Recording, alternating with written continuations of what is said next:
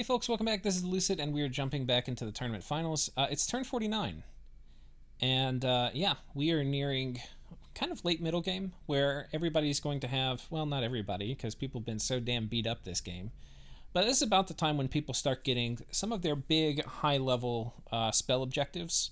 You know, like we see more Fog Warriors, even really fast researchers by turn 49 can be getting their first 9. But pretty much everybody should be getting their first 7, which means you can see some of the big alteration stuff. We should see some of the big enchantment stuff. Yeah, so we've been seeing a lot of the level 6 things like Wailing Winds for a while now, but it's been a scrappy game, so research has been pretty slow for most nations. Anyway, we have a few magic phase attacks, so we'll cover those first.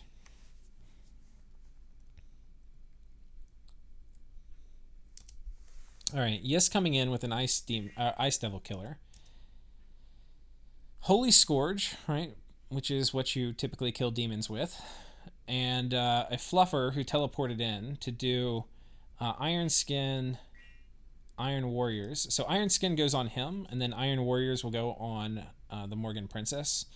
So she's now very hard to kill. And with the Bless, she still has shock resistance. And then Luck. And then Luck. And this guy's geared up well enough where he's not going to die terribly quickly. But there's enough PD here, and... Oh, it looks like it landed. Did it land on the Ice Devil? It looks like he scripted the Ice Devil to retreat, expecting a magic phase attack. Oh no. He runs in. I think he gets one hit popped. Yeah. Holy Scourge is brutal to demons. He does manage to land a hit on her, though. Breaks Glamour, gives her a chest wound. But she has Quicken Self. Does he? I think he also had Quicken Self. So it's a bit of a fight. This was not 100% for Yis.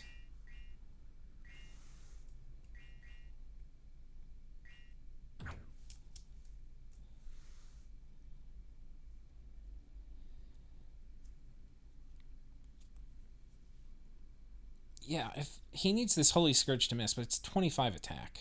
That's so high. Why is it so high? Quickness. Oh, he's got some bonus attack in his Bless. And then Experience Star. So 20, and then the Holy Scourge itself has a 5 attack bonus. Yeah, so it's basically going to hit every time. So he needs him to roll a miss this next turn, and he's just not going to. And the combat speed, Yis has major advantage in combat speed, so if they each hit twice, Yis is going to get the first strike, basically, and then it comes in and then it kills him. Yes, that's it. I'm guessing it was scripted. I don't know if it was scripted attack rear or attack large, but either way, if the Morgan Princess had gotten mixed in with the PD, and the Ice Devil got to hit it, it would obviously have killed it pretty quickly. But it homed in right on that Ice Devil. And then we have Vanheim magic phasing in 3 guys to kill the Hashmill. And they're going to do Air Elementals. But he jumps in, almost kills 2 of them before the Air Elementals kill him. Not a very good trade for Vanheim. Part of the problem is, well, I mean, there's a few issues, but I mean, this guy just attacks the back so quickly, right? And I think 1 guy with fire resistance would be a lot better than 3 guys summoning elementals, right? So he traded an expensive mage. I can't remember if they're cap only or not, but they're expensive. I think they're cap only. They may not be. I don't think they are. I think the Vanadrats are cap only. But expensive. He trades one of them for one of these guys. But he also spends a lot of gems on air elementals. I don't know. I think it was 2 gems per, so that was like 6 air gems, plus the Cloud Trapeze. This was an expensive attack. And Hashmills are not... These aren't like elite summons. These are like budget PD raiders. So not really a great trade for Vanheim. Let's read the Ulm message, and we'll start with Ulm. I think it's time to start reclaiming my western lands from Van, who I think is now fully occupied with Ind. I have incomplete info on that war. I missed most of the big battles so far, but my understanding is that it's been a little slow and grindy. If Ind is now ready to push west onto Vanheim itself, I doubt he, Van, will want to spare much to raid me back. If he sails across our little lake border to raid there, well, I mean, that's stuff I'm patrolling now with versus Jotun Scrotty anyways. This means I'm diverting some forces away from my northern cap area. I'm not sure how I will close out the war with Jotun. This is, again, not a decision I terribly agree with.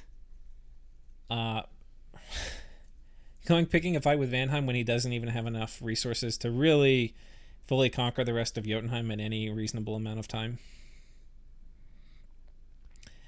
This means I'm diverting some forces away from the North Cap area. I mean, obviously, I have been saying for a while that the war with Jotunheim was kind of, in my opinion, not a great idea. If he could have talked to Jotunheim into, original borders or something, and he should have gone after Van. But he's fully locked in it now. There's no backing out of it. And better to go ahead and finish off Jotunheim than pick a fight with someone else. This means I'm diverting some forces away from the North Cap area.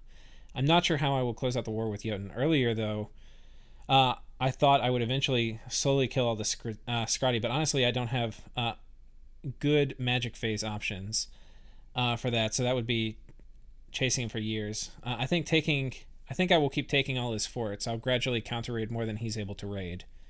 And I think eventually I'll just dom kill him by accident. Such a slow, horrible plan. I mean, Ulm doesn't have a ton of great options, and he's in a pretty good position for having been 2v1'd. But, I mean, this is not an ideal situation at all. He'll have no temples left, no forts, no thrones if needed. I have very good inquisitors. Might be the simplest way out. Message from Van Roos. Okay. I'm not entirely certain that Yis is doing what I think, but if I'm right, I'm probably in a checkmate scenario. Yis attacked my throne at 183, the transit province at 188, and my visible military pile at the fort at 173, locking down the first two successfully, but barely failing to lock down my visible military. Yis also took the province at 174 with a Cloud Trapeze commander before moving in a large pile of druids. The Cloud Trapeze commander is actually not necessary to take the province with a pile of mages that size. I would have died if I had tried to defend it. So most likely Yis is going to try to keep me from seeing exactly what was in that blob of troops. I predict that it's full of knights that will move in on my throne the turn Lucid receives this message. If Yis casts Crumble at the throne fort 183 this turn and breaches it, I cannot possibly stop the storming because of the captured province in the way. If I let Yis have the throne, Yis has no actual reason to continue trying to take my capital. Yis will only need to run containment while grabbing the thrones controlled by Vanheimer End, and I'll never be able to keep enough siege chaff in place long enough to take it back. So I must resist no matter the cost, and that makes my next moves very predictable. I need to retake 188 to defend my fort, so Yis could instead choose to move the entire army there to kill whatever I send. Okay, right, so let's take a look at this. The throne in question is 183, and the transit province is 188. So let's go check this out. So here's the transit province. Where's the army? Where does he say the big army was? At 173.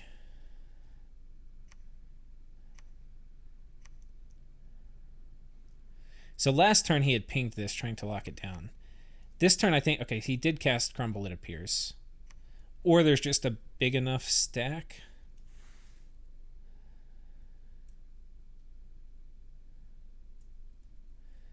Yeah, pretty big stack of Morvarks. These flyers have pretty good siege strength. 1.3, okay, not that great, actually. Normally if you fly, you have good siege strength. Like, they have kind of low strength. Maybe they have a siege debuff penalty. Yeah, I think this is definitely Crumble. This is not like a high siege strength army. But it's going to be an army that's very difficult to kill. Let's take a look at what it can do. Probably going to miss some of it because we're not going to... Okay, so he's got some guys who are out here to run interference, it looks like, in the front. I'm not sure what this guy is up here in the front with Earth Boots. You'd think you'd probably want him situated farther back.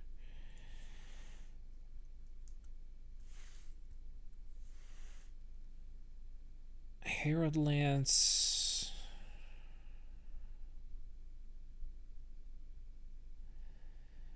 Some nature spells. I'm not sure what that's for. He can't go into communion, but nature 2 with 2 earth gems. I guess that's it's mass protection. Air 4 with these. This probably means fog warriors. This could be either earthquake. I think this is summon earth power earthquake. I think he's going to do, yeah. I could be wrong, but I think this is mass flight and then earthquake. Anti-magic or Light of the Northern Star. Yeah, just a Soul Slay Communion. So I think he's got a few bases covered. He's got Earthquake, which would just wreck Vanarus's Mage Core. And he's got... So I think it's Mass Flight, Earthquake,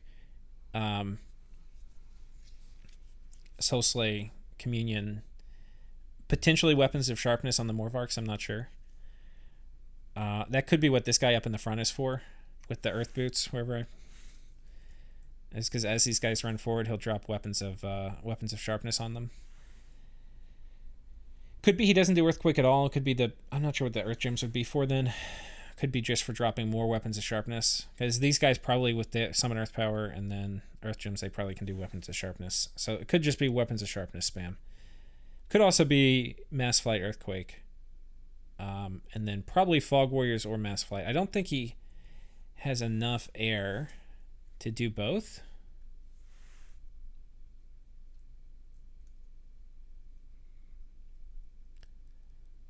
Yeah, and he's got some anti-thugs. So it's either... I think it's probably Fog Warriors, Weapons of Sharpness is my guess. But it could also be, because we haven't seen a ton of the tech, could also be Mass Flight Earthquake. Those are, I think, the two options. And then plus Soul Slay Communion thrown in there with some buffing. So this is going to be very hard to kill. You basically, to fight this, you can't use thugs or super combatants. You have to use a conventional army. And sending a conventional army against Fog Warrior, Weapons of Sharpness, Morvark Knights, especially with the Soul Slay Communion behind it, you probably would rather die. You can kill this sort of thing, but you're not going to kill this, in my opinion, from a very behind position. The ways to maybe kill it that Vanarus could do is just using literally all of his mages. And having enough chaff to maybe protect them for a few turns. If he gets off something like Will of Fates, that's going to really decrease the effectiveness of the mages, because, the mages can maybe snipe them down by, I'm not sure what spell they would cast, but, there's probably some spells they could cast that would snipe them down. But Will of Fates really decreases, it's like, effectively, especially if the spells that are going to kill them are going to one-shot them, it's going to cut the effectiveness of mages by a factor of 4. So, anyway, and Will of Fates also is in the cards. I don't know if Yis's research is that high, but it certainly could be. This is going to be very hard to stop. We'll see what he has scripted, but that's kind of what we're looking at here. Tries to take this back, but doesn't roll out a major army, so he's basically not even going to be able to defend this throne. What did he do here? I think he actually did want to get this so he could potentially move troops over here. A small earth elemental. Okay, I'm not sure what that was about. Was somebody interrupted maybe? That was supposed to also be there with him? Could be this Ice Devil. Yeah, I think the Ice Devil was supposed to meet this guy there, and that guy was supposed to fluff. But this Ice Devil died in the magic phase attack. We saw this earlier. That's the Holy Scourge. If I can actually click it, yeah. So I think that Ice Devil, kind of like a chain reaction here, because he wasn't able to move out, he's not here, so he's not going to be able to defend this. So this fort's cracked, nothing can really come in. So he is checkmated, as he indicated in his message. This fort's now under siege, so the siege chaff has moved out, and any real hopes of Vanarus being able to reinforce this position is basically gone. I'm assuming these are all real.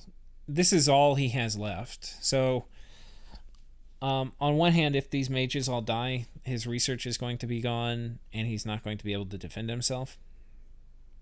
But it's not all mages, but it's a lot. The UI is messed up here, but it's mostly corpse constructs. But there's a lot of mages in here. And yeah, Earnest, you do not send him against this; he'll insta die. And basically, yeah, everything's locked down. Venerus is down to like 1, 2, 3 provinces that aren't sieged forts. Oh, 4. 5, but this one doesn't trace income. 6, this one doesn't trace income either. So yeah, not a good time to be Venerus. And it looks like the end times are nigh, guys. So anyway, that's what's happening over here. Let's see if Yis is making any moves at the other thrones. Because this throne, we'll take a look at the thrones. Okay, well, this is not an accurate depiction. So Yis has this one, that's 2. This one, that's 3. This will be 4, which I think is now guaranteed to him. He needs 2 more.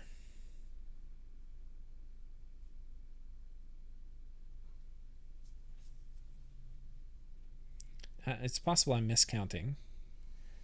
1. Oh, well, this one obviously is going to be a target. So this will be 6, and then he has to get 1 more. We don't see any evidence of movement from Yis to get this one. But presumably this would be the next one, because there's really nothing that can defend it. He may even not take this fort. He may just beeline over here, but we'll see. And then he has to pick 1 more, which this one is a pretty good contender, but it could also be this one.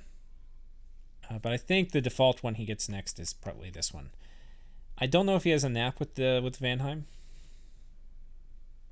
I don't think he does, but he might. But anyway, so Venerus in kind of their death throes now too.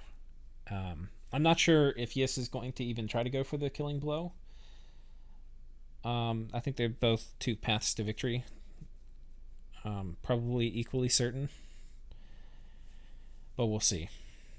A lot of times when you get to this end time, like if he actually is worried about a coalition, which I don't think he's really that worried about anymore, because the thing is, people, this is one of the things that I was thinking about before this episode I wanted to talk about, but a lot of Dominions is a resource management game, and one of the resources is like provinces you control, and that's going to be the main driver for your income. But the other resource is your military might, and a lot of times when you get into a war, you're trading military might, hopefully, for provinces. If not to get new ones, then to just keep the ones you have. But for that to, like, for the math to kind of work out well in your favor, ideally you trade very well. Like, you give away few military resources and you get a lot of province resources, right? But if you trade badly, you're not really like Ulm, right? He's getting provinces, but it's not really driving his economy. He's not really improving his position in the game at all, really. Ulm is not, in any of the score graphs, going to be a major power player right now. Like, we don't have it, but we'll see. He's back up. He's like probably right here, but like, look, I mean, he's not really doing anything. Same with Jotunheim. He's not really improving his position in the game. He's not gaining forts. He's not really gaining any land. He's kind of keeping the same amount of land. But what he is doing is he's depleting his military and gym reserves. So anyway, even if a coalition is formed now, people have done so many destructive acts towards each other that I don't think there's anything for Yis to worry about. Like, what would End even attack him with over here? Like, I don't even see anything. Like, what is there to even be scared of? You know, what is Vanheim going to attack him with? All Vanheim's stuff is over on this front. Some Blackhawks? Please. So he's got on this turn. Yeah. I mean, it doesn't even make sense to me. Wait, what was this? Oh, it's Ulm. So anyway, that is the elf conflict. I think this is just going to be a free for it. I don't even. You can't even retreat the mages out, really. I mean, best case for Vanarus probably take whatever mages are in there, have them fly out and retreat. Try to get one province for them to retreat into.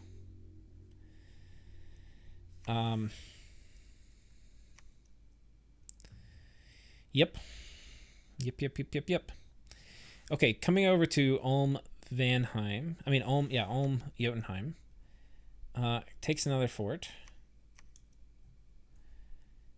And this thing's under siege, so presumably he'll go knock these idiots off this throne, and this fort, and then maybe come take this.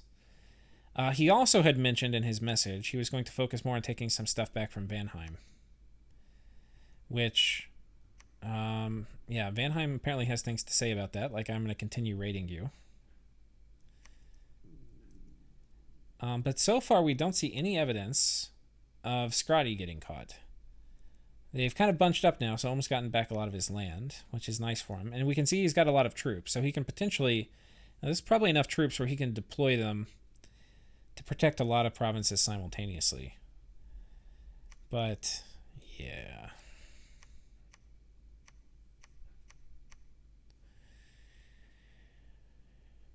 That is that conflict.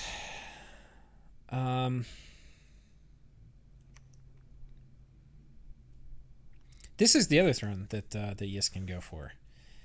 And potentially he can just cloud trapeze somebody on top of it and claim it. And if he has scary enough stuff, nobody's going to be able to get it back. But this may be actually a better throne than... Like, he could go for this one and for the Vanheim one, or he could go for this one and the Bandarlog one. But he doesn't necessarily have to get this Bandarlog throne and this Vanheim one. He could get, this one too as a substitute. So anyway, that is that. Let's go ahead and go to the next turn. Oh, let's check end Vanheim, see if anything interesting happens. Oh, we had a big battle. Okay, I'm glad we didn't skip turns. Okay, so this is the army from Vanheim. I was saying you should not plow into this big army from end, because this is a Soul Slay Communion. And these are a bunch of angry units. And Einherrs are pretty good, but we'll see what they've got scripted. Oh, Hail Guy, Fog Warriors.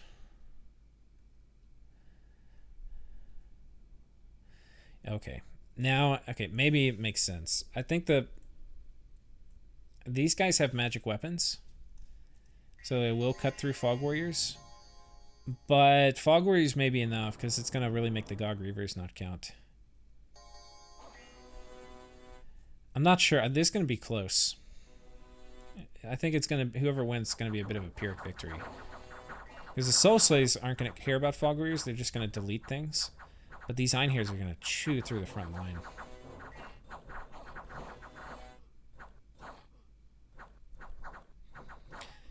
And Einherrs are such a great candidate for, like, Fog Warriors. Because they're so killy. And these troops are completely unbuffed. Which, honestly, for this late in the game is ridiculous. Like, you have to have... Like, there's no buffs on these troops. Oh, I say that. Natural Protection 20? Did he do Army of Gold? Jesus Christ.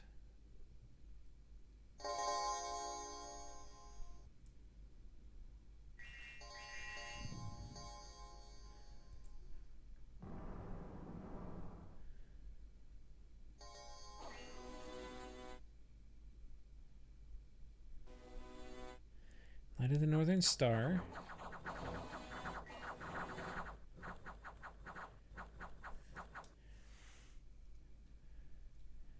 Alright, they're getting chewed apart right now. I don't see Army of Gold yet.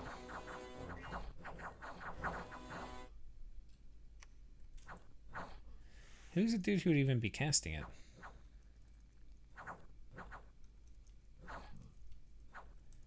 I don't really know the sprites for End very well.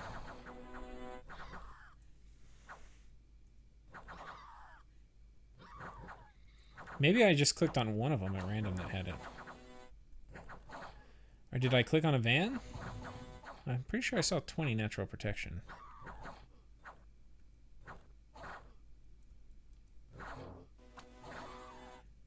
Oh, this guy has it. Look, 20 natural protection.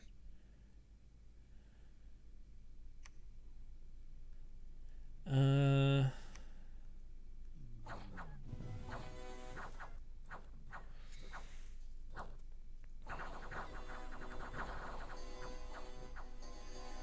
yeah, Fog Warriors was enough, it looks like.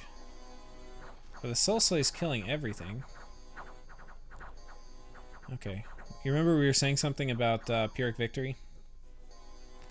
So End has a Pyrrhic Victory. But I think this is basically expected. Like, Vanheim should have Fog Warriors by this point. He's got a big army. If End had some major defensive buff, he would have won this pretty clearly. Like, if he was able to do Army of Gold, he would have won. But instead, he kills a bunch of Vanheim stuff. So this is great news for Ulm, who's thinking about potentially attacking Vanheim. And by great news, I mean it's okay news. The Hashmill's dead. He raids here with the Van Jarl, kills some stuff. I'm assuming this is like a Vine Shield Van Jarl. Yeah. Anyway, so that happens. So End has been thwarted. And these guys have successfully killed off most of each other's military might while not gaining any territory. That's why I think that like the resource management perspective is really important. Getting out of grindy wars is the single best skill you can have in Dominions. Single best skill. It's even more important, like even if you don't know anything about global diplomacy, the only time it's good to be in a grindy war, and I mentioned this before, is if you're in position 1. It's okay to be in grindy wars with people that are weaker economies than you. But otherwise, getting out of grindy wars, slowly winning against position 1 is also okay. But otherwise, yeah, not a good idea. Borders basically stayed the same. They've just deleted each other's armies. It's kind of like the opposite of trading for gems. Like if you trade gems with another player, they're like, hey, I need this type of gem more than this type. And you're like, oh, I need that type more than this type. And you do the trade, and after the trade, both players are better off. This is the opposite. After the trade of armies, both players are worse off.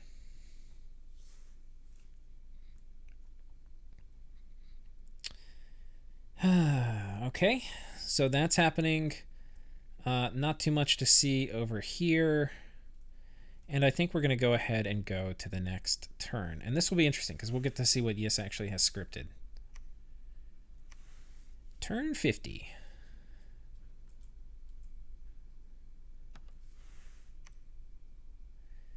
Message from Ulm. Vanarus is losing the war versus Yis and is about to lose his 2 thrones. That would put Yis within 1 to victory.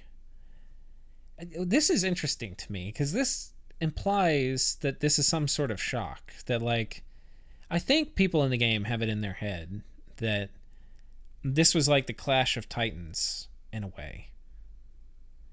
And that, like, Vanarus is losing the war to Yis, and, like, of course he is. Like, of course he is. Of course. Like, Yis is barely even trying. I mean, he's doing smart things, but he's exerting an extremely small fraction of his resources. And just picking Vanarus to death with, like, barely even trying in terms of resource commitment. Okay, and that would put Yis 1 throne more to victory. The Western Vanheim throne would be very easy pickings. Vanheim's, yeah, this is the throne that has all the hawks in it. Vanheim's busy dealing with End. Perhaps the central throne I just took from Jotun would have been a target too, but no longer. Vanheim has been willing for a bit to join an anti-Yis campaign, but End didn't want to end the war. End seems to think that he has bled Vanheim of a lot of sacreds and was finally getting the upper hand. I don't have perfect info, but the battle I saw showed End losing way too much stuff to Einherrs and mages, so I'm pretty sure End isn't doing as well as he thought.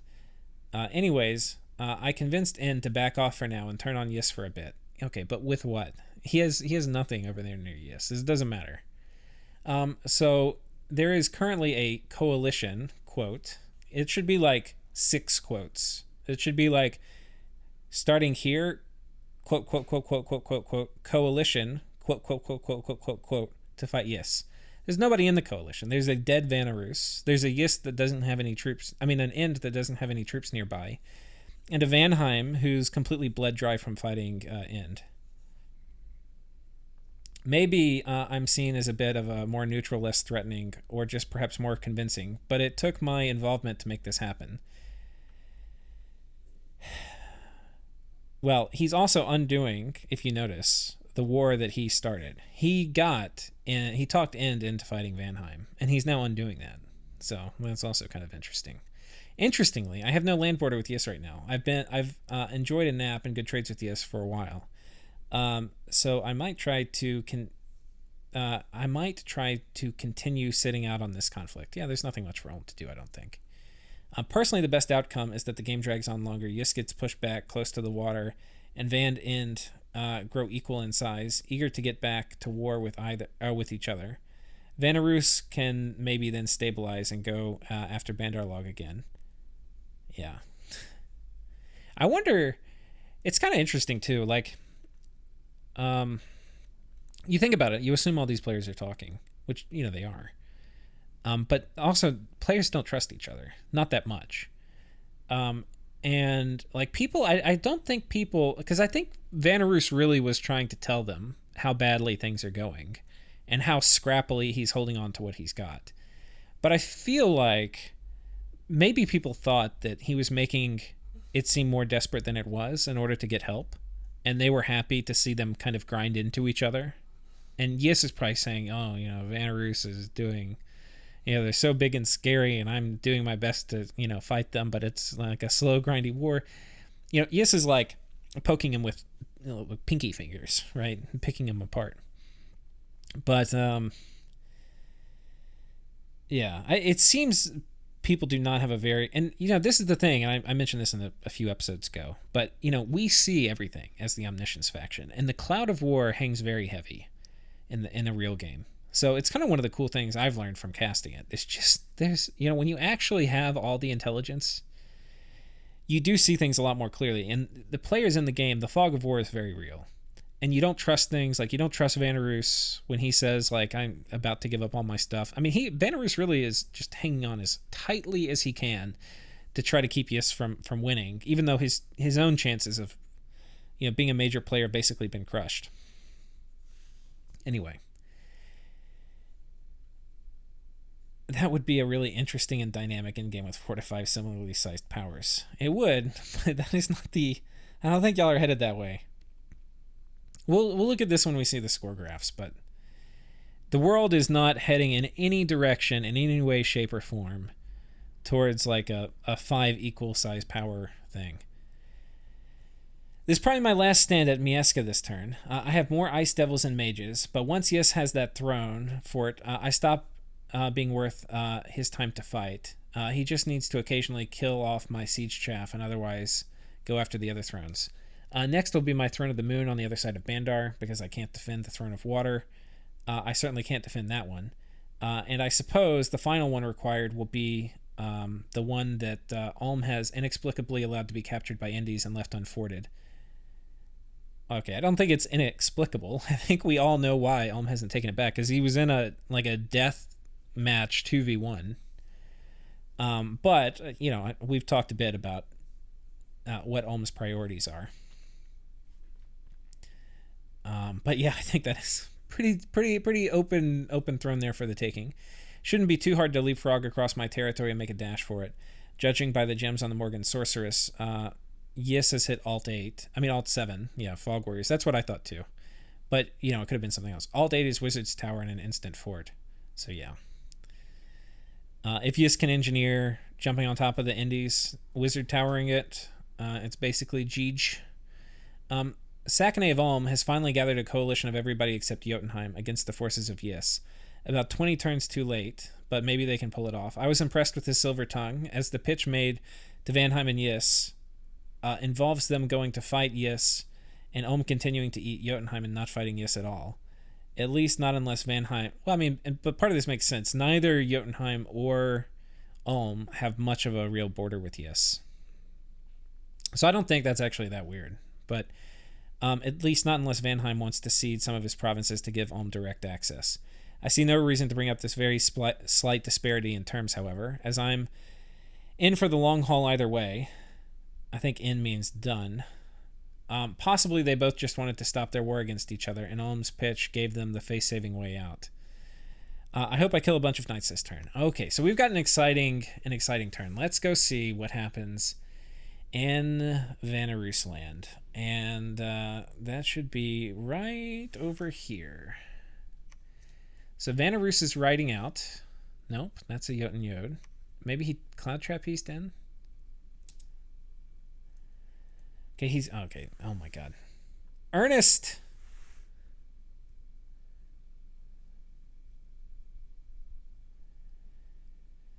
Oh, look at Earnest. So brown.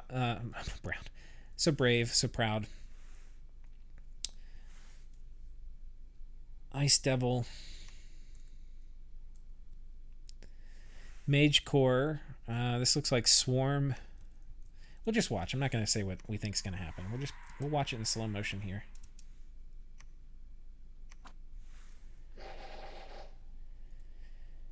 Mass Protection coming out. Magic Duel is coming out. I don't know who did Magic Duels. I'm guessing it's Yis. It's possible these guys did too.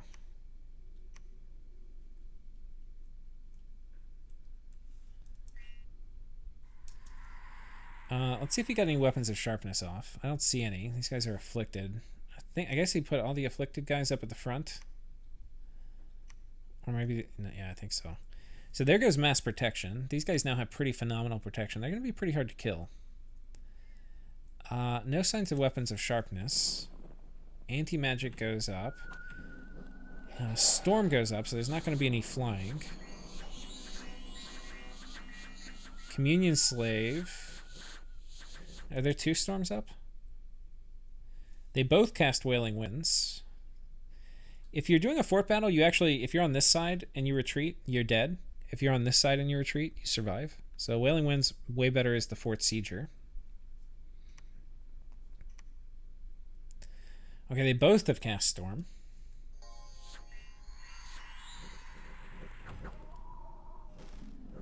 Gifts of Heaven starting to come down. Targeting the wall. Interesting. I just saw some guys take off, and there's Storm up. Oh, that's these air elemental ladies who are going to clear out the wall defenders. So, the Ice Devil, pretty darn high protection, 29. He got Iron Warriors put on him. Or no, Marble Warriors, it looks like. Or does he have the boots? He might have the boots. No, he got Stone Skin cast on him some way. Earnest has Iron Skin. They do have cold resistance, which is great. I don't see weapons of sharpness. Oh, there's weapons of sharpness. Okay. So that spells the end for Earnest. Now, not a lot of guys actually... Weapons of sharpness always feels pretty hard to target. And a lot of these guys... Does he have... Okay, he has some shock resistance. Okay. It's not going to take many weapons of sharpness guys to work through a 30 protection. God. Let's see what his Dominion strength is. Okay, so he's in pretty high friendly Dominion. It's like... I think this is like 7.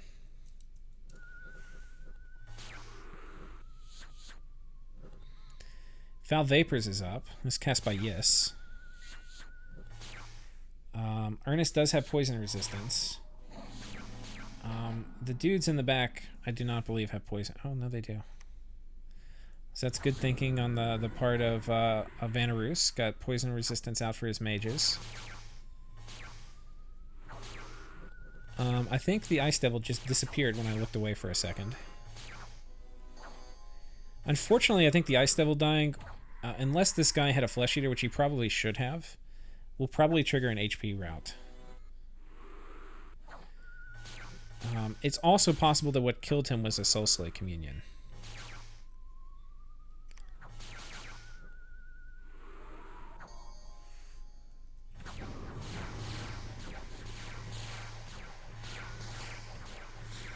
So either he does have really high MR, and that's not a very big Soul Slay Communion.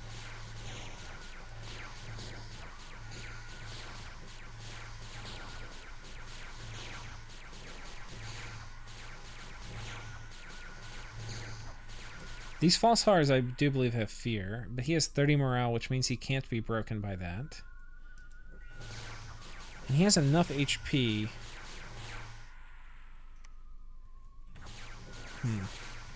I could see Earnest surviving all this. They are casting false horrors a lot. Paralyze occasionally going, but I don't think this is a very... I don't think they actually are holy... Let's see what... Okay, now he's Astral 3. Oh, but he's a slave. Where are the masters? Oh, this guy's run from Wailing Winds.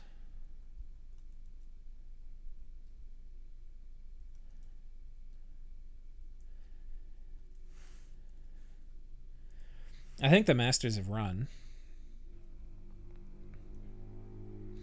I think all that's left of the communion is the slaves who have... Yeah, the masters are all gone. We can see this guy's casting Paralyze now. So... Astral 3 is enough where he could cast Soul Slay, but the AI really does not like targeting. Soul Slay is going to be a lot of fatigue, and the chance of it killing a 31 guy, MR 31 guy, are really low. So I think the AI tends to want to do Paralyze instead. When you get up to like really high MR levels. So I think the battle's going to time out.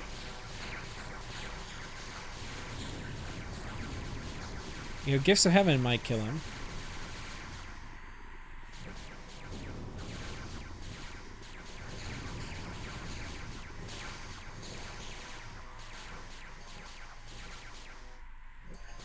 Alright, this is going to be the critical part. Turn 75, attacker... I think attackers are out at 70? Or maybe 80? 80, I think. Maybe it's... No, they should have routed, right? I can never remember.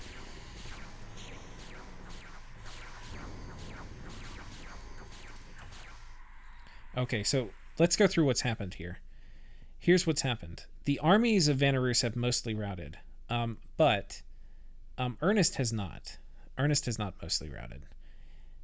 Because the armies of Vanarus have mostly routed, Yis is not going to trigger at the normal attack router time, I think. And instead, they will both trigger a retreat on turn 100. And then it's going to be a question of who gets off the field first for who wins. Unfortunately, the guys who are left here may actually kill Earnest. For all the chaff that had been surrounding him was essentially protecting him. And now the thug with the Great Sword of Sharpness has been able to close in. Now, fortunately for Vanarus, he's right in front. So there is a chance that that Earnest just cleaves him in twain. Okay. The armies of Yis routed. We hit 90, which is the force route, I think. Maybe it's the force route for attackers. And I think that doesn't have anything to do with a morale check. I forget some of the... I really should look it up and be more familiar with the details.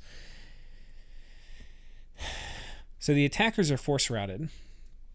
At turn 100, the defenders are going to force route also.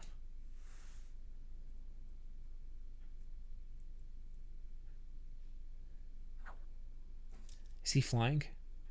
He's not.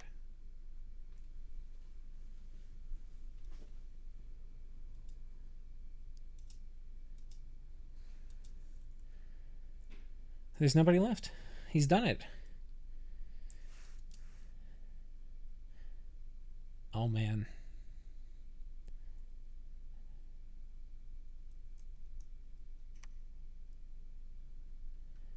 Different RNG, and he would have held.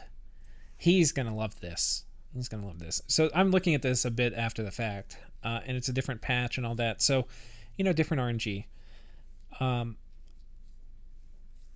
But look at this. Different RNG, and Vanarus would have held the throne.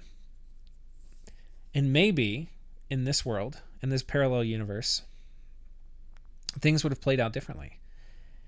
Even so, if we look at the battle where... Oh, man. Oh, my gosh.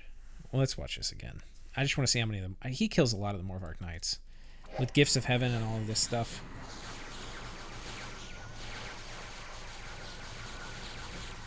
Yeah, they're getting in front, and he's just chopping them to pieces here.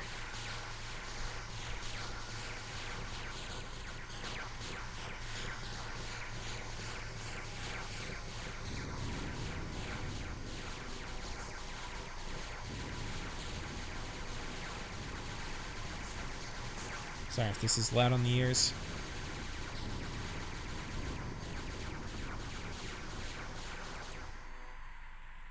All right.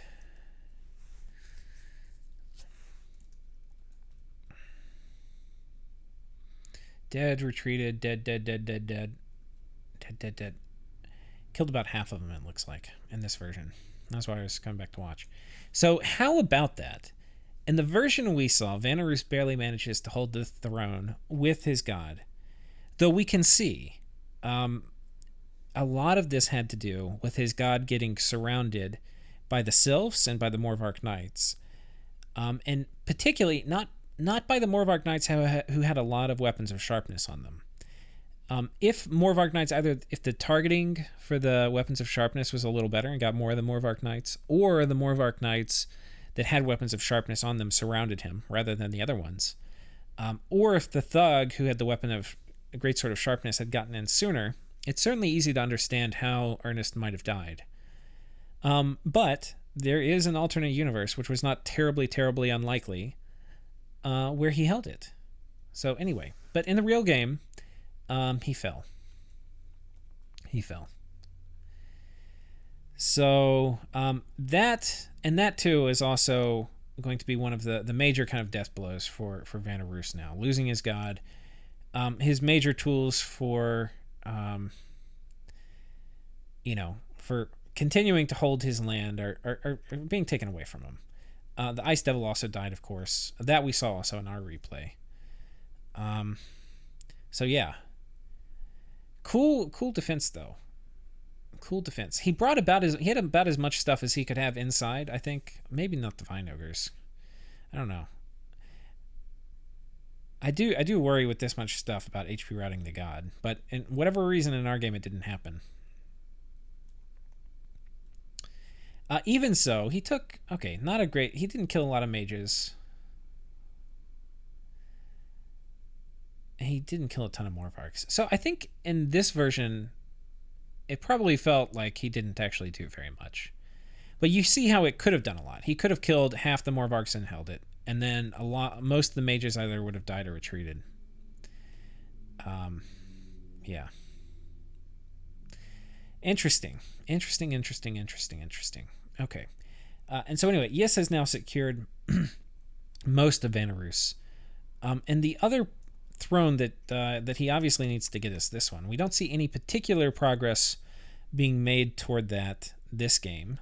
This turn. But yeah, anyway, it's an option.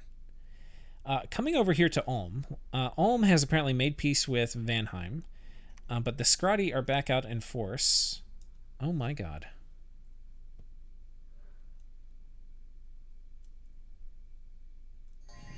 Okay, we have some problems here. These seem to be unscripted, which indicate that Ulm has not given a... Yeah. Especially if you're dealing with Vine Shield Scrati, what I think you want to do, I think you actually do, like, you want a ratio like this of Priest-Smith to Guardians, but it's... he completely bungled the scripting here. What you need to do is you need to have them on hold and attack. You probably don't want them mixed in with the PD because you don't want any... Well, I guess it's okay. I think they'll preferentially target squares with these guys in them because they're better. One casting of Strength of Giants, Legions of Steel, which will hopefully get all of them. But that's only going to use 2 mage turns out of 3 for the first round. Well, first round they're going to do Summon Earth Power probably. Then maybe you don't. I think if you're being super efficient, you don't even waste turns on Summon Earth Power. You just drop it with an Earth Gem. Anyway, you do that. Then you need Iron Will. Iron Will is actually really important. Greatly going to increase the damage output versus Vine Shields, right? So you cast that on all these guys with the remaining turns. So, you can probably get off up to 3 turns of it. So it's going to be 3 guys casting it for 3 turns, which would be 9, but you're wasting at least 2 turns on Strength of Giants, Legions of Steel. So that's 7. And then if you waste turns, not waste, but if you spend turns doing Summon Earth Power, then it's going to be 4 turns. So that would get you 4 tiles of Iron Will, which would make a huge difference. Anyway, instead it's essentially completely unscripted, like entirely unscripted, I think. There's no way Sackney actually scripted that. He probably just having real-life morale issues playing the game. Here also runs into Scrotty. Let's see if these are also unscripted.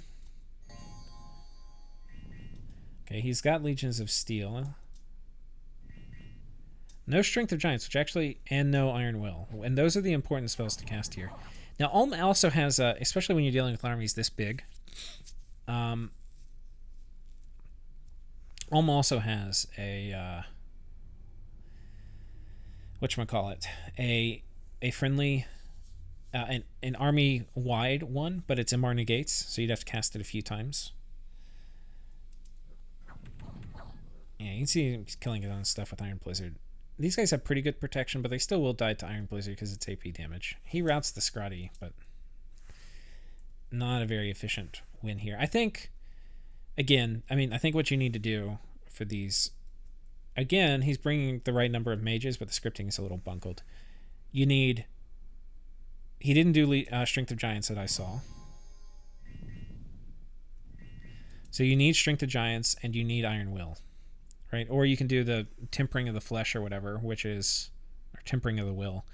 Can't remember what it is. But the area of the whole army one, right? So you could do that too. And that may be better for like the final scripts, like slot 4 and 5 on the script, because they'll be out of range of the actual buffs, but you can still get guys who didn't get, affected by it. So Pyrrhic Victory here, kind of, where he at least doesn't lose the province. Here he loses the province. Here he loses the province. Here he loses everything. Here he loses the province. Here he catches a Scrotty, but this is like a huge army. Let's see how his scripting is here.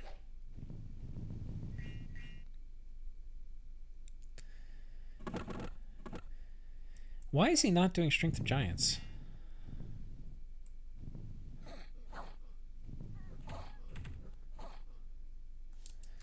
Beyond me.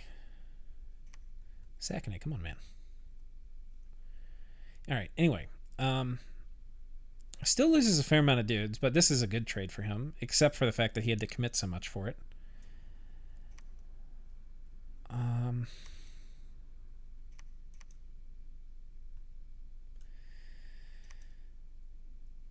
Okay. Apparently, Jotunheim didn't feel the need to move his chaff off when obviously they would be cleared this turn. It was an interesting decision. Jotunheim still hasn't broken back his fort. He's had control of the tile for a very long time, but still hasn't managed to crack the fort. Meanwhile, Ulm's taken 2 of his back. Ulm also we can see PD here. Almost no PD and almost nobody patrolling. Anybody can come just put these forts under siege.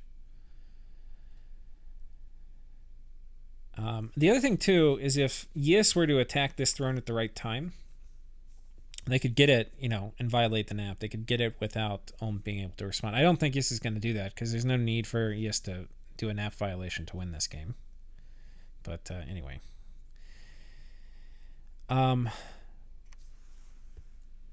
What did he say about the throne?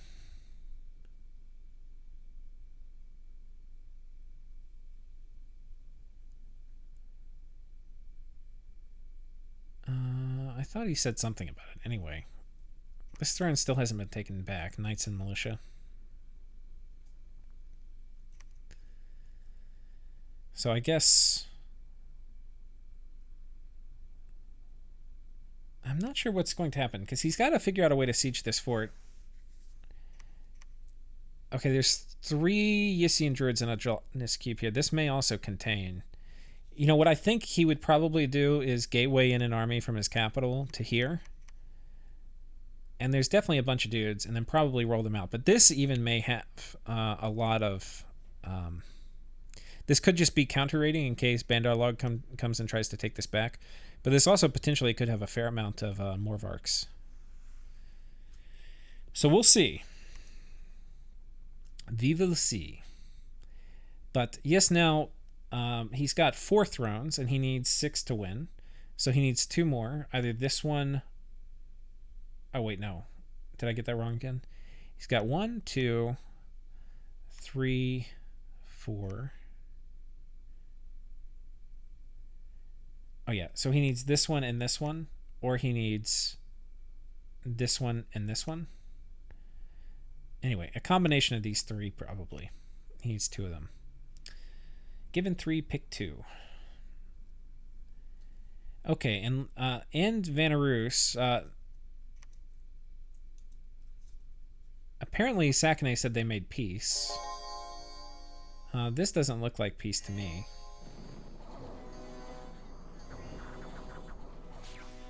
Who cast this? This...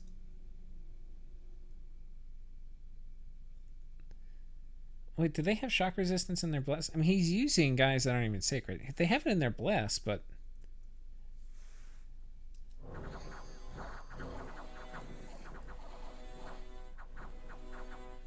Yeah, I'm afraid that's not good enough. There's a way where you script this and it works, but this is not the way. Problem is they just got completely mulched by the Gog Reavers before. And Gogs have enough HP where the Wrathful Skies isn't going to kill them in 1 hit, so they have to get hit twice. And there's just enough of them, and then the Soul Slays are coming out that, yeah, they don't die very quickly. Or the front line doesn't hold up long enough.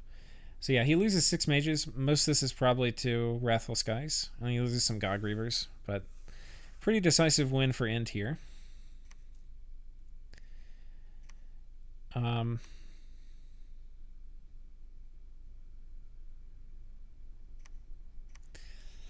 But you see too, like, I could understand if I were Vanheim saying, like, I'm not going to give this up.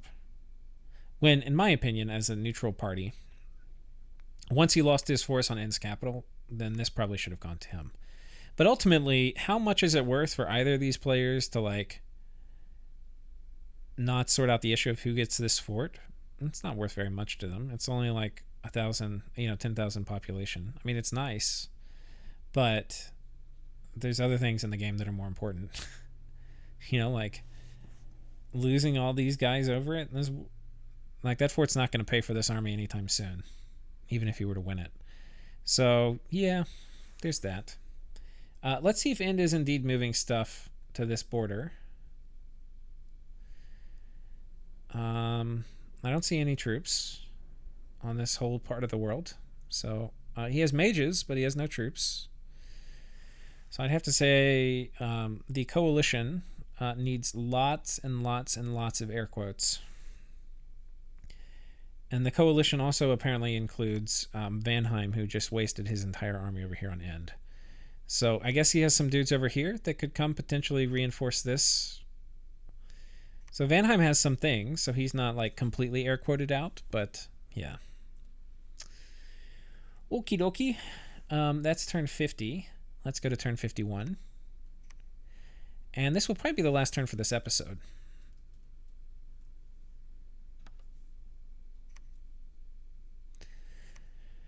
Well, that's game for me. For me and for Yis. Yis has 4 of 6 thrones needed, and the obvious targets are my throne of the moon, which has almost nothing in it, and cannot effectively be reinforced. Olm's throne of Gaia, which Sakane said in diplomacy he won't reclaim from Indies for at least 3 more turns. Yis has several turns to get around to taking them, and Olm's actual armies are well into Jotun territory with slow map move. Yis can even fake fight me for a little while to disguise Gaia as the real target. A group of knights can leapfrog Olm's provinces from my Furbolg fortress. Okay, that's one of his sites he found. All without formally declaring on anybody else. I have stuff left, but I will never accumulate the siege power required to take a fort back if Yiss even manages. If Yiss makes even a token effort to defend. So I'm really not worth his time to dig out of my capital. I do not think I could have done meaningfully better against Yiss given the diplomatic situation that unfolded as it unfolded. Yeah, I think he did an excellent job fighting Yiss. I tried to form a coalition, starting with when Pythium first got attacked by Jotunheim, Vanheim, and End. All made conscious decisions not to contest Yiss, start wars that absolutely eliminated any possibility of cooperation against Yiss. Every single other player aside from me, was locked into a fruitless side war while Yiss continued to eat one smaller player at a time. Even now, End threatens to blow up Sakonay's coalition if Vanheim doesn't hand over some stupid fort that End never controlled and has no particular claim on. That sounds about right. So what could I have done differently this game? Yiss was probably the expected winner as soon as Atlantis had such an early collapse, leaving Yiss with a huge economy, a greedy build, and a selections of land nations already at war to eat up. Bandar ended attacking me and did poorly, but maybe it would have been better to hit Vanheim much earlier. Hopefully finish an early war there before Bandar gets ideas. Vanheim would have made me much bigger in a direction that would have made me a natural land target for Yiss, but would probably guarantee that I have at least one other coalition member. Pythium and Bandar were both very dangerous wars for me to go after. Yeah, Bandar did not play it terribly well in the war. So that war, but that's also one of the reasons that Vanarus ended up attacking him, because he saw he didn't have a lot of mages. But the war with Bandar could have gone a lot worse. And it didn't go great. Because in spite of how the Bandar War actually went, Mindburn is extremely dangerous level 2 research for Vanarus to face in the early game. Now I'm going to set myself some little missions to see if I can complete them while I wait for Yiss to formally win. First, I'm going to go try to kill his last Morgan princess with the Holy Scourge. I'm sending another Frost Devil out as bait, and he's going to do a swap-a-do with some Shade Mail if she comes to kill him. I don't think she'll be very happy. Okay, so that'll be funny. Okay. Let's go to the map. So I think if we look at just the messages, most of the things are happening between Ulm and Jotunheim, because everything else that's supposed to be happening is just the air quotes, the quote-unquote coalition. So Ulm manages to catch some Scrotty that decide to pay Ulm's capital a visit. Still no Strength of Giants. Sakonay, man. There it goes. Okay, they kill him. Did they get no magic resistance off, though?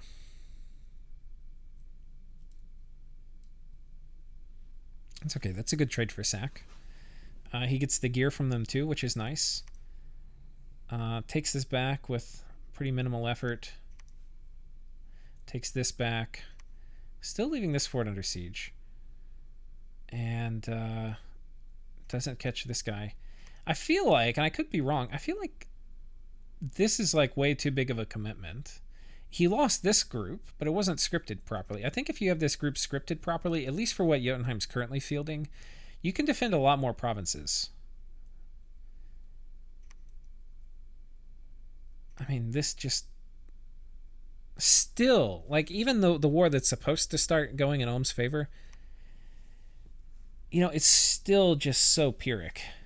Like, he's like technically getting stuff, but I mean, this is just not an efficient war.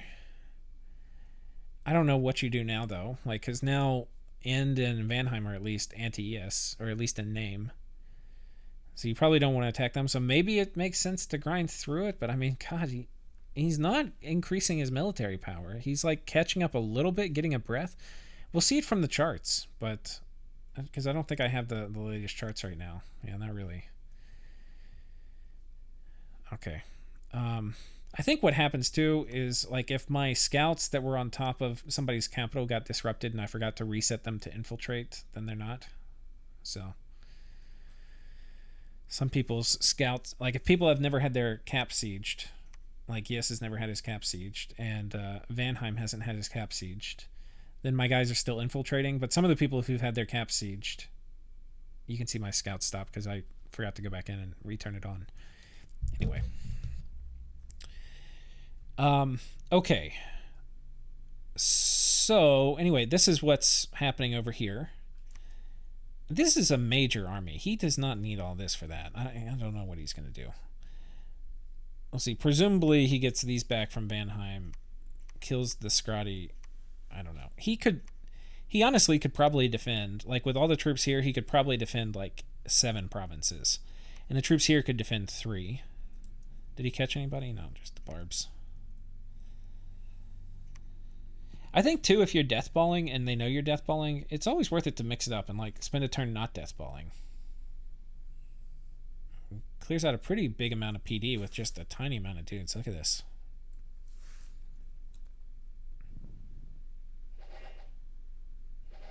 I think, too, with one commander, you probably want to do Iron Skin. That way, like, Rogue Arrow is not going to kill him. These guys do excellent melee. They're probably about fatigued out now, though. Well, not quite. Because it's cold. They get the encumbrance from the temperature and from the armor. Okay, so that's that war. Let's see, is there anything else happening? This is the Ice Devil bait coming out. He has hit this and knocked down a temple.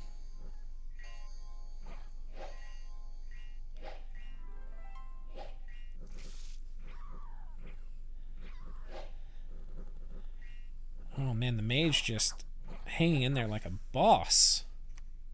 Like an absolute boss.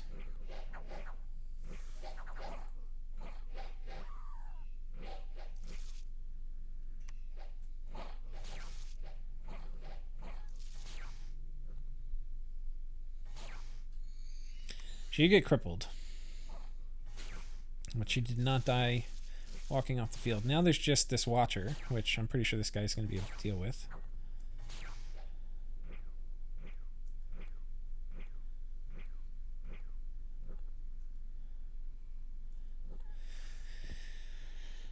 Alright, so a successful attack, but also, as we know, it's apparently bait, so that's interesting. His cap is under siege now by some Zots and Kurnout Druids. I'm not sure... We don't have any real clues as to where the Yis army is.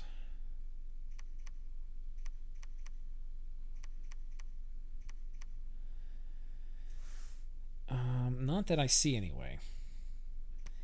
I think it's probably on top of his cap. We didn't have a battle, but I have a pretty strong feeling this is actually the Yis army. And it's probably going to go beeline right over here for this throne. Like go here and then it can maybe move. I don't think the druids can move through here, but we'll see. I think it's going to go yoink. Anyway, it'll be interesting to see if this trap works. With that, we'll go ahead. There's not too much to see. There's nothing here happening within. There's nothing here happening with Vanheim with the quote-unquote coalition. Let's go ahead and do 52.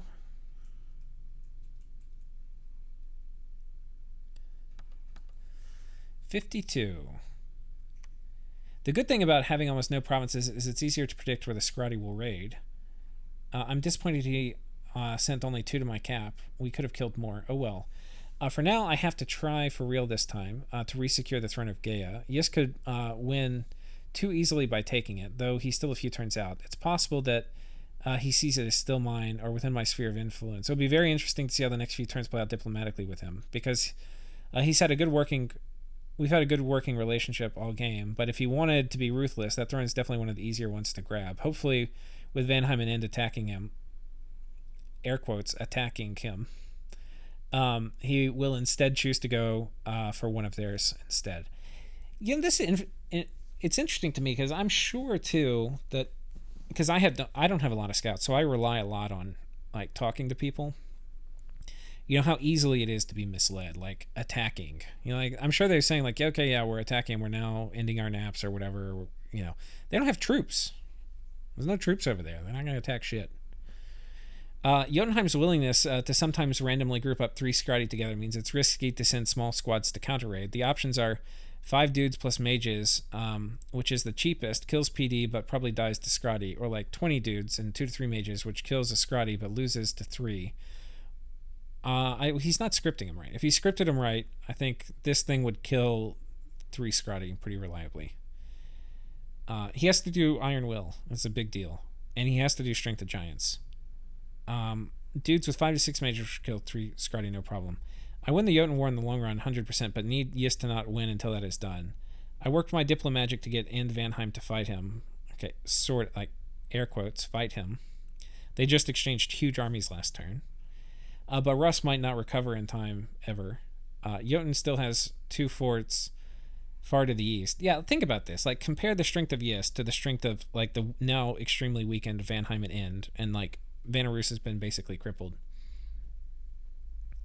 Yeah, it's not a coalition. But I think there's still a good chance I wipe out his Dominion if I raise the central western forts. Okay. From Vanarus. Oops, I didn't even notice the fort at Titan Steps was breached. Seeing what came in, I could have held it easily, but more likely I could have pulled the Vanabog out of there and given it up. Clearly I was pretty tilted. Oh, I didn't even see that. Losing the throne fight, and probably still am. Yeah. Little does he know when he's writing this message that in an alternate universe, in the different RNG that I had, he actually won the throne fight. So I think being a little salty is okay. 40 wall integrity away from getting my capital 1 turn popped. Okay, so that means it got hit with crumble too. So I'm betting Yist miscalculated what to bring. I have 1 turn to set up. Next turn I will ride out and, well, die. This turn I have to patrol with what I have in the neighboring fort, because I'm pretty sure Yist will want to lock it down too. My Hydromancer holding up Frozen Sea is going to put on some shade mail and hang out in Vanheim territory until I'm formally removed from the game. I'll plan to profit a scout or something to maintain dominion in some border province somewhere. And Yist can run around siege chaff on hostile borders, flipping. This is what you want out of a player. He's just going to fight to the bitter last end. I love this. This is awesome. If he wants. Yeah. No, this is, too, if you, it certainly has been ingrained in me. I know if I'm in a game with the Vanarus player, that, man, if I fight him, he is going to go down scratching and clawing until the very end. Makes you think twice before you attack somebody like that. And this isn't like I'm going to be salty and burn my lands to the ground. It's I'm going to extract every pound of flesh I can from you before I fall. And do everything I can to keep myself in the game. Which what he's doing. He's doing, it's just great. I love how he's playing. And he's the only player to have really blackened Yist's eyes. Plus I have 1 water province left, which might go unnoticed for a while. Okay. A bunch of magic phase attacks. So Vanarus was hoping to catch the Holy Scourge Sorceress. Okay, this is Arouse Hunger. Let's see if that's successful. It is. Golem coming in. Watch out. Okay, this I think is the province where he was, yeah, because it's got the Holy, oh no, it's an Evening Star, it's not a Holy Scourge.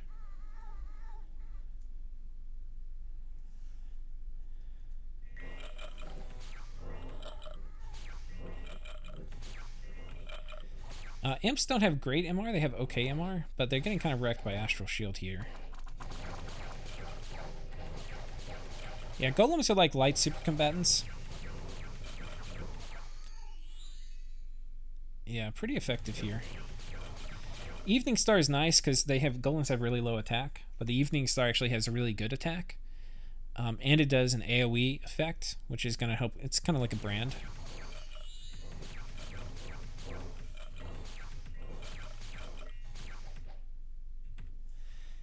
So unfortunately, I think this was the province. Oh no, that's different. It was another province.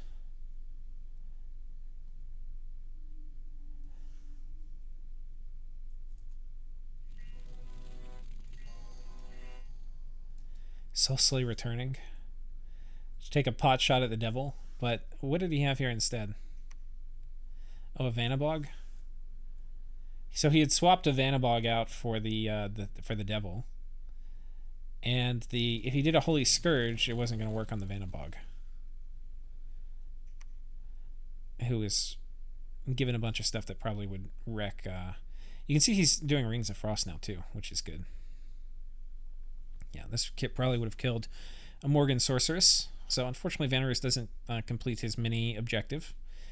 And with that, let's take a look. So the fort on top of Yes is now cracked. The fort on top of Vanarus's capital fort has been cracked. And Yes has a pretty major army here assembled on top.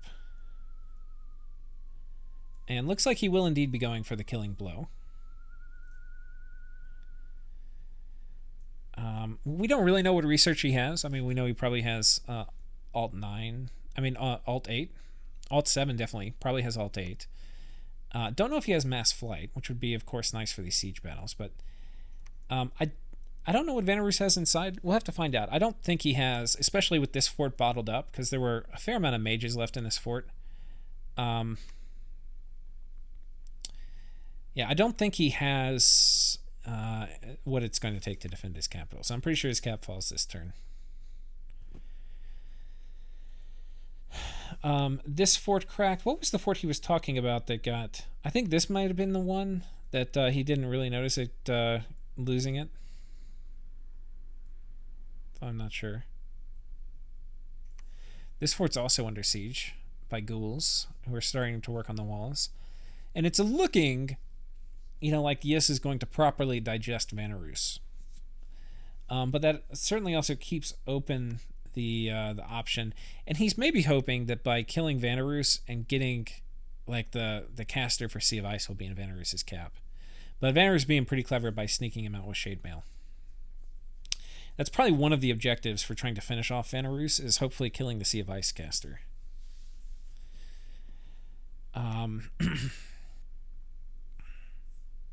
So anyway, I think that's about it. Oh, yeah, these guys die to a proper army that comes through. These were guys that... this was going to kill the thug coming in. But they get completely bamboozled and wrecked here. I think, too, what happened is... he was going to cast Phoenix Pyre, and I think he did that with a gem. But he doesn't have the gem anymore, and so because it was a magic phase attack, this is the normal phase attack, because Yes was moving stuff in. And so anyway, that didn't go off. And she might have also had... I think she was going to do Iron Warriors. We could go back and check, but... yeah.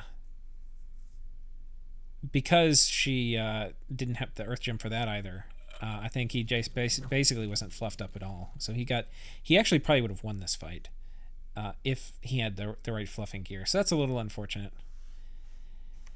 And yeah, there's almost nothing left from Vanarus now. So he's fought to the bitter end, and he will meet his end now. Ulm continuing to march around. Scrotty, did Ulm catch any doggos? Nope.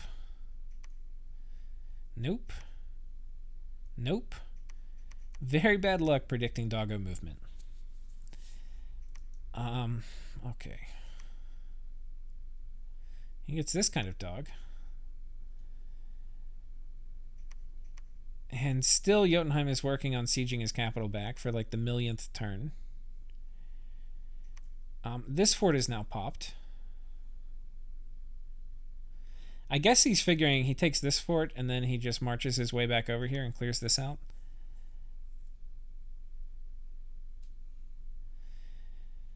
I don't like this war at all. Not one bit. End and Vanheim seem to have made peace. End is no longer sieging this. They have armies that now are making their way towards Yes.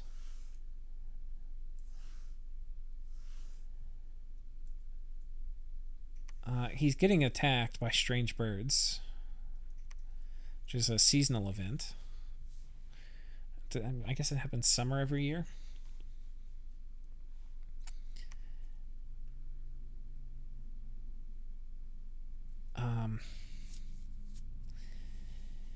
Yeah. So anyway, there's some armies coming, and he's got a lot of mages here, but with the resources Yis has, I don't see there's much any way that he's going to take it, because like a few Morvarks with the PD dump, with Fog Warriors, I don't think there's anything that Int has researched that's going to make him be able to, grind through that. Like Soul Slay is going to preferentially target probably the PD over the Morvarks. And then with Fog Warriors, things will stay alive long enough to kill whatever Int has. So he's coming, but like no doggos, which are what we're going to be good against the Morvarks. And so far he hasn't been buffing the doggos. He is at least bringing, it looks like, a reasonable amount of... There's some doggos coming. God Grievers and Abbot Sages, but we'll see. I mean, they're going to be there in some number of turns. I'm not terribly worried about Yes holding this, to be honest. I mean, maybe if he brought literally every single mage. But that would be... I think that might be what's required, actually. Like, pull all the mages out of these forts. If he can do, like, 40 Soul Slays a turn, that would probably be pretty hard for Yes to deal with. Yes would probably have to deal with that with, like, Mass Flight or something and try to get on top of him. Okay. So, turn 52. I think we've covered most of that. Let's go ahead and go to turn 53.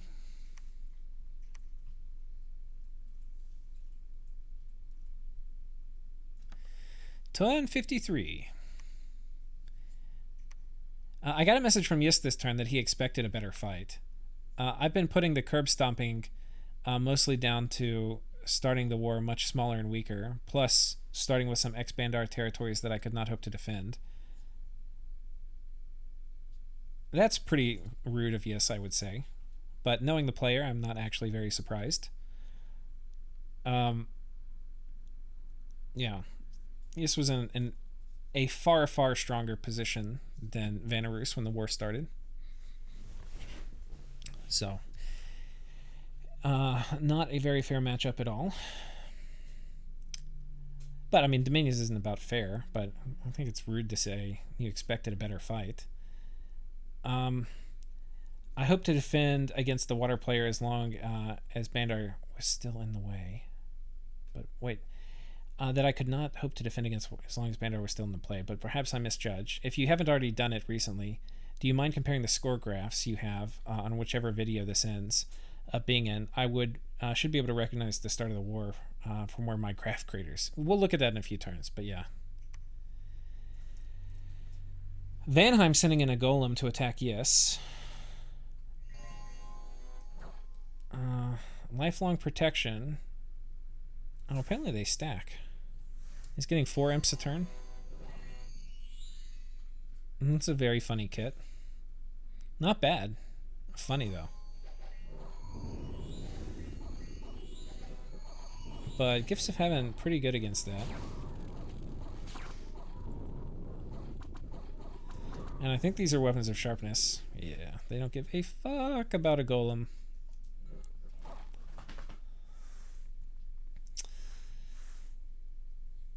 Not even a lot of dudes. He lost 2 more of Arc Knights for like a bajillion gems. And really this is weapons of sharpness. If he didn't have weapons of sharpness, this could have gone the other way. But we've known that weapons of sharpness was online for a while. And weapons of sharpness is something Yes can do pretty easily because they've got Earth Astral.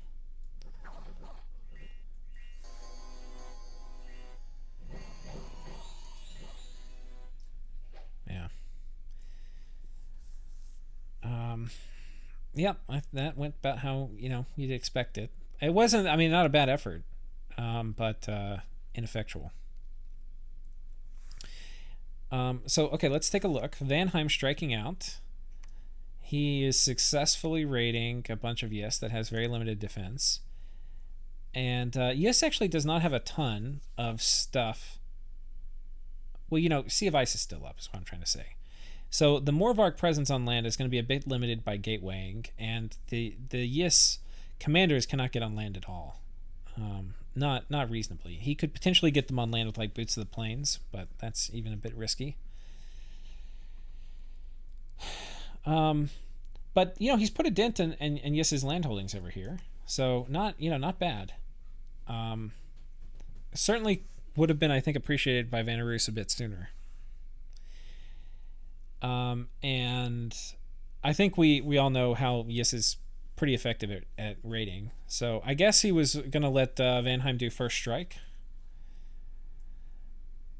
And kind of hope that he didn't make a move. But I expect a pretty full counter retaliation next turn.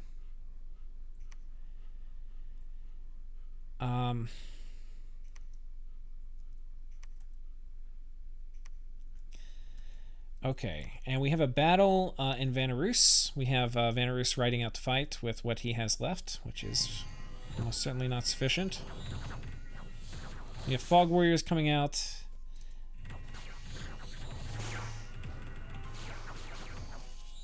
Okay, and then a battle inside Vanarus.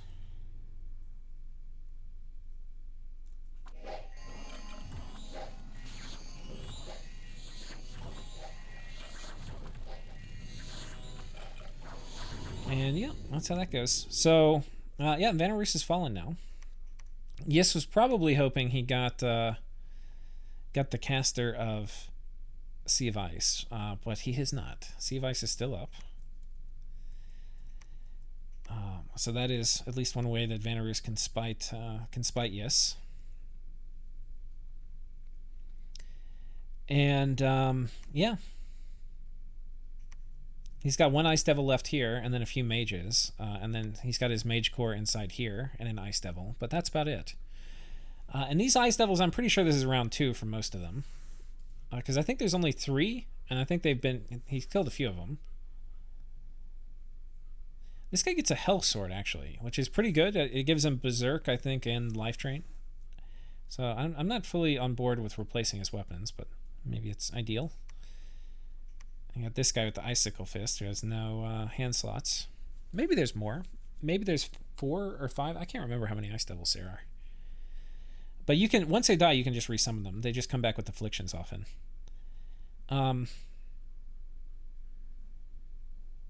We don't see any real movement towards Yis getting this turn. It's looking like Ulm's going to go ahead and make a move for it, which I think is a good call. And if Ulm's able to hold on to it, he might be able to stretch the game out some. We also don't see a huge effort, like a huge movement of Yis towards this throne either, which is interesting. But this one's basically free for the taking. One of the things, I had said earlier that maybe End wants to pull this army and go up. It may actually be better if End takes this army and comes down and secures this one. Okay, so that's that. And because I can't really see a lot of the Yis armies, we know one's here. This is a medium-sized one. I guess this is the one that was potentially going to come over here and go for this Vanheim throne.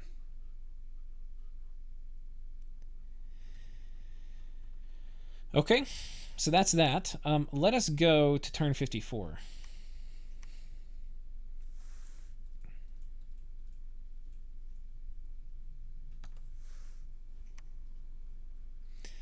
Message from him. I wasn't expecting Murdering Winter plus the last stand attack. Wait, did I miss something? Turn 53. I think I missed something.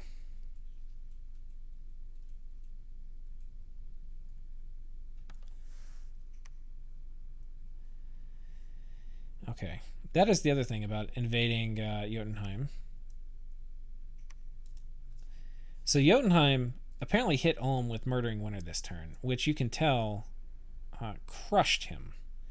A ton of dudes died. The thing with Murdering Winter is, I think it's 12 armor negating cold damage. His guys are also starving, or were.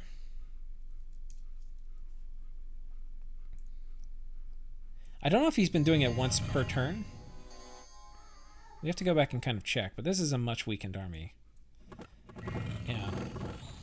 As having played Middle-Aged Ulm, when Murdering Winter starts coming out, you really want to die. You really can't fight with Middle-Aged Ulm and normal troops.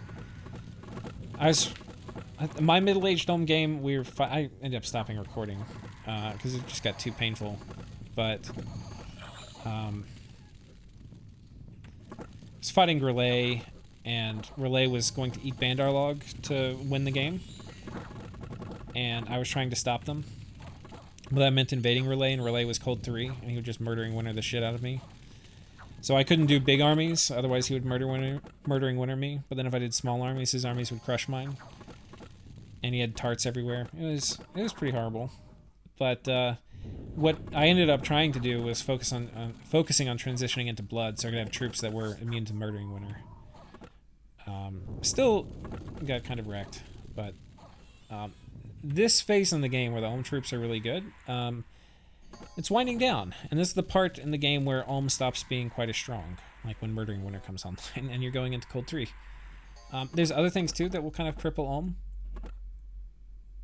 But anyway, even with the beleaguered forces he has after murdering Winter, he loses a bunch. And let's watch it again, see what he lost most of it to. I think it was mostly the Scrotty. And the Scrotty push through and get into the Mage Corps is what basically happens. And then I think a lot of the evocation probably caused some friendly fire up here too. But yeah, he loses a lot, but kills just an enormous... I mean, that's basically most of the good stuff Jotunheim has left. And anyway, pushes with what he has left into the fort. And that's successful at least. And now he has a bit of a problem.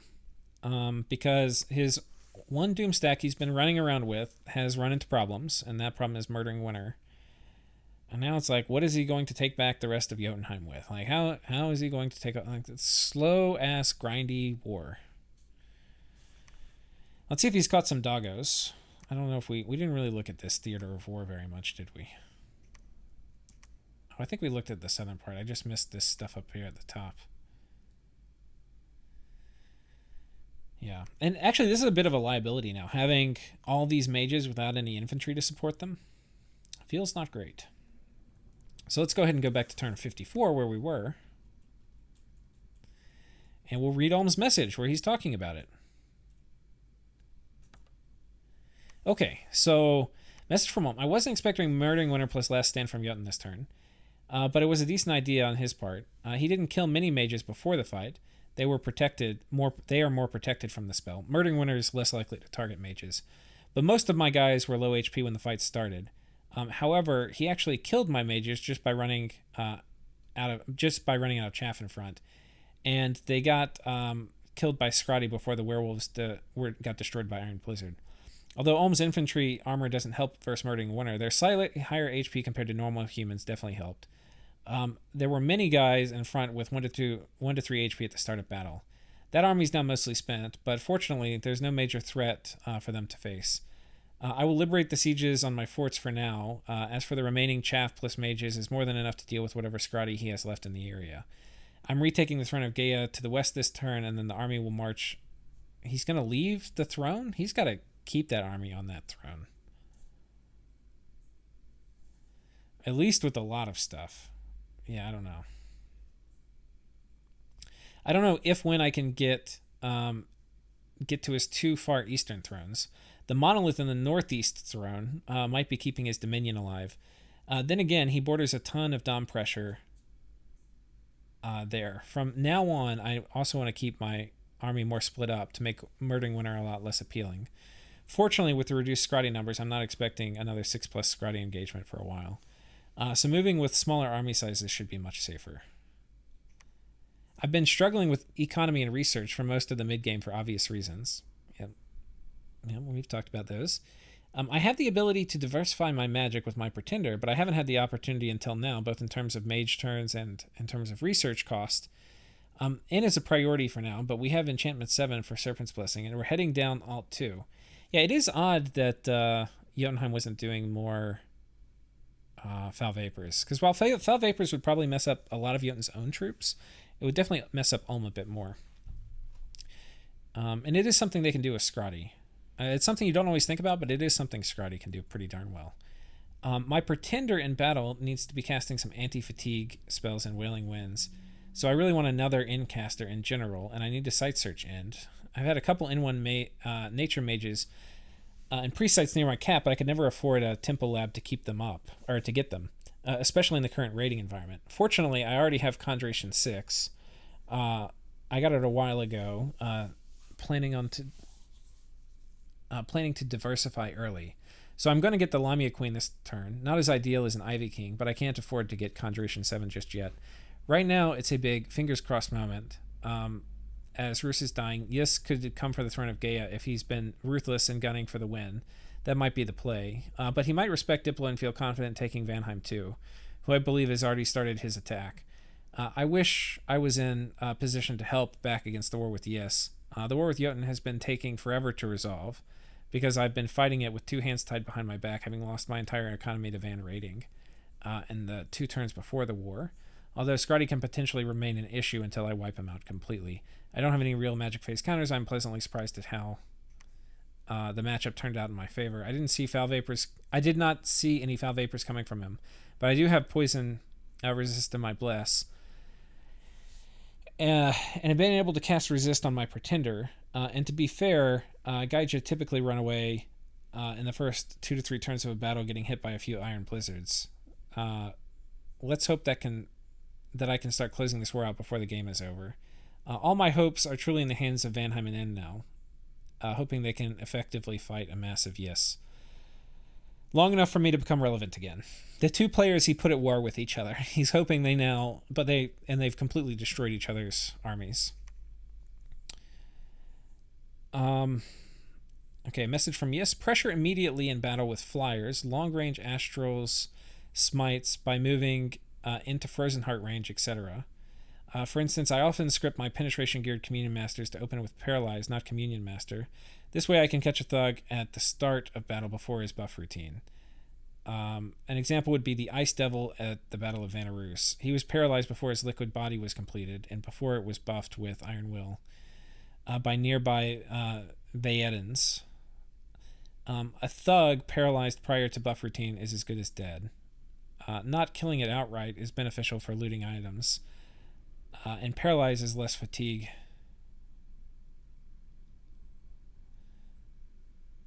Sometimes more penetration than Soul Slay.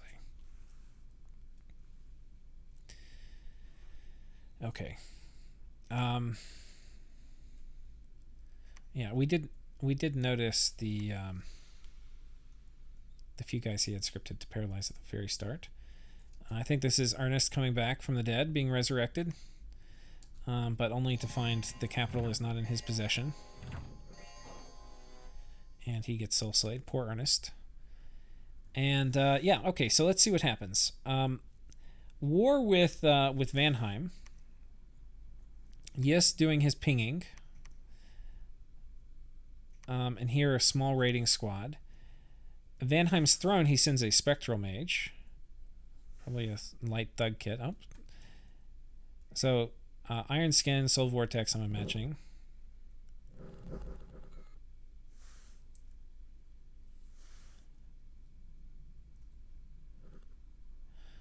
Pierce Fear is going to work here. They just can't kill him. I was thinking he was going to Soul Vortex. Oh, it didn't. Okay. Anyway, that still works. It could be it got interrupted or something. I'm not sure. And yeah, a small Yes army moving in.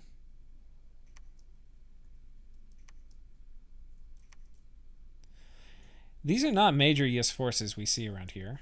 He's got a Kernal Druid here going after this dude who's got 17 MR. I assume he's going to be doing astral shenanigans. Oh, Boots of the Long Stride. He's got swiftness. He's running forward to get in range of Frozen Heart. Yoink. Frozen Heart. People saying water magic sucks.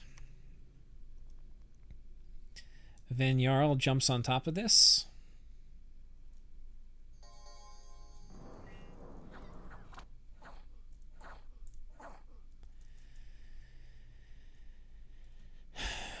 Yeah, elves are pretty good, unless you attack them with things that are good against elves.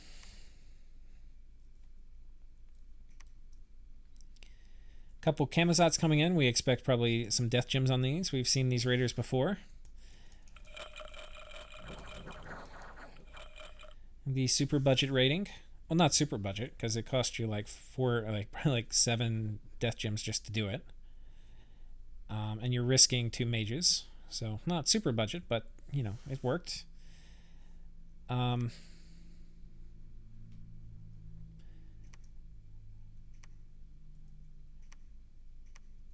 Okay. The Ice Devil comes over here and gets wrecked. I think it's worth watching this battle.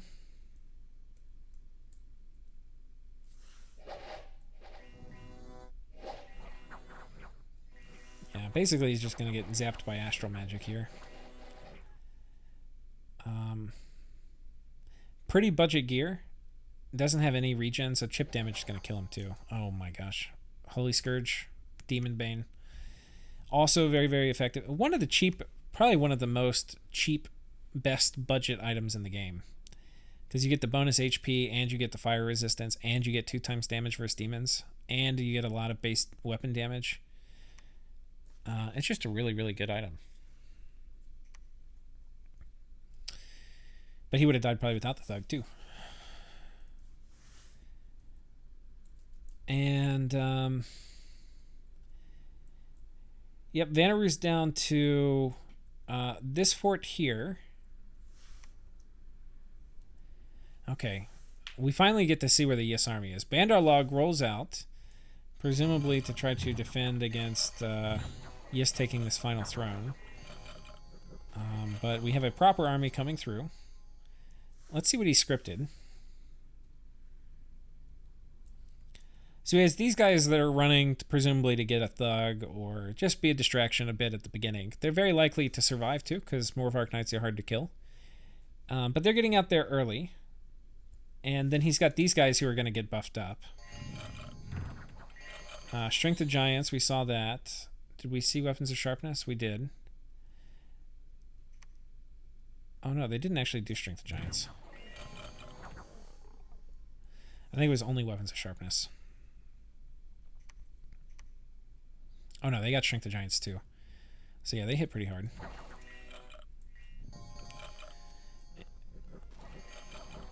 Yeah. Can't even escape. So yeah, loses Azat, kills all these guys. And again, these guys aren't even blessed. So Bandar Log really, I think, I mean, they're mortally wounded, but kind of going through the motions. And then this army is going to be able to go on top of this fort, and we'll have a shot at potentially trying to knock him off. But I don't think that will probably work with what they have here. You know, it's possible, especially with enough, like if he just got some chaff to kind of delay things while he has all these mages go ham. This isn't a huge number of units, so it is possible. But if he's going to be fielding mostly mages, then stuff like Call of the Winds early will jump on the mages and potentially kill a lot of them before they can get Soul Slays off. And that is the kind of thing that Yiss has been doing a fair amount of. So anyway, we've got this guy closing in on this throne. Ulm has taken this throne now. If he moves off, probably not a wise plan. And I would also not be terribly surprised if Yiss breaks the nap to take this throne from Ulm. My surprise level would be very, very low. Yeah. So we'll see. But presumably, I don't know where this army is going. He may be able to win just by taking this throne off Vanheim. I think that's actually his primary play, because he's got an army here. He's got an army here. I think these are the 2 thrones he's going for. I don't think he's going to end up violating the nap with Ulm. Okay, so turn 54. Let's go ahead and go to... I think we'll actually call it here. We'll do it here for this episode. Tune in next episode for what will be Yiss's push on the thrones. See you next time.